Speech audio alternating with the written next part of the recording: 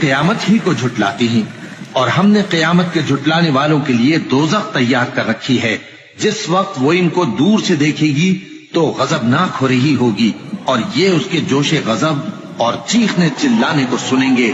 اور جب یہ دوزخ کی کسی تنگ جگہ میں زنجیروں میں جکڑ کر ڈالے جائیں گے تو وہاں موت کو پکاریں گے۔ آج ایک ہی موت کو نہ پکارو، اور بہت سی موتوں کو پکارو۔ پوچھو کہ یہ بہتر ہے یا ہمیشہ کی جنت جس کا پرہیزگاروں سے وعدہ ہے۔ یہ ان کے اعمال کا بدلہ اور رہنے کا ٹھکانہ ہوگا۔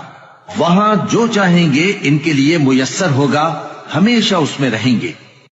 بلکہ یہ تو قیامت ہی کو جھٹلاتے کی جان کھینچ لیتے ہیں، اور ان کی جو مومنوں کی جان آسانی سے نکالتے ہیں، اور ان کی جو تیرتے ہوئے جاتے ہیں پھر لپک کر آگے بڑھتے ہیں۔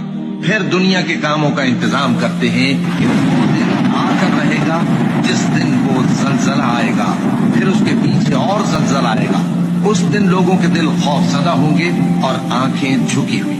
کافر کہتے ہیں کیا ہم الٹے پاؤں پھر لوٹیں گے؟ بھلا جب ہم کھوکھلی ہڈیاں ہو جائیں گے تو پھر زندہ کیے جائیں گے؟ کہتے ہیں کہ یہ لوٹنا تو سراسر نقصان کا لوٹنا ہوگا۔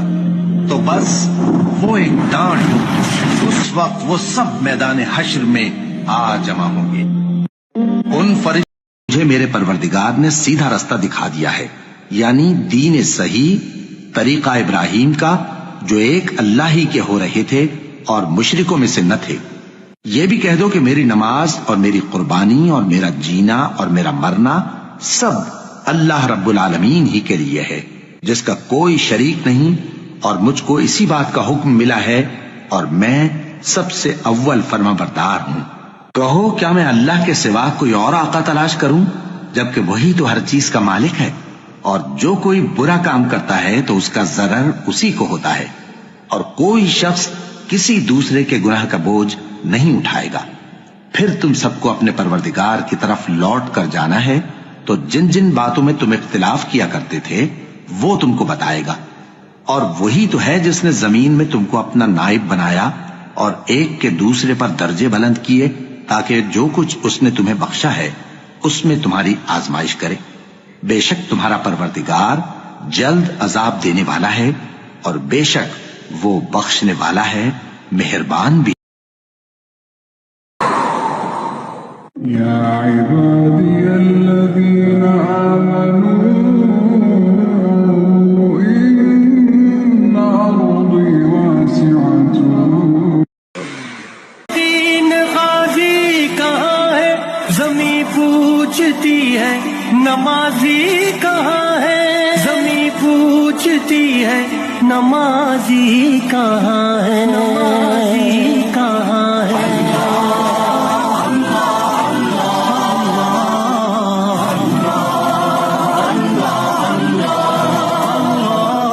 ہمارے بجھے دل سے بیزار سجدے خیالوں میں وہ سجدوں۔